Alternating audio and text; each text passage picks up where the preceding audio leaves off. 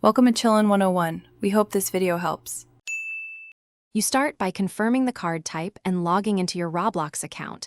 This prevents adding a card to the wrong platform. Once logged in, navigate to the Redeem Card page or the in-app wallet area because that's where codes are entered. Make sure the PIN is fully revealed and readable. Why this matters is to avoid mistyping. If the card is digital, copy the code to clipboard. Now that you're set, proceed to enter the code carefully. You will now enter the code. Go to the Redeem Roblox card page or open the app wallet and select Redeem. Type or paste the PIN exactly because characters like letter O and number 0 look similar. This prevents errors. Once you click Redeem or Confirm, the system checks the code. That's why you may see a short processing message. If accepted, Roblox adds Robux or credit to your account balance immediately, and you'll see the updated total in your wallet.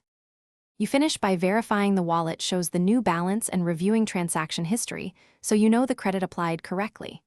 If you get an error, first retype the code slowly and try on desktop or clear your browser cache. These steps often resolve validation issues. If problems persist, contact the retailer or Roblox support with a photo of the card and receipt because they can trace the code. Remember to keep the physical card until the issue is fully resolved. Thanks for watching.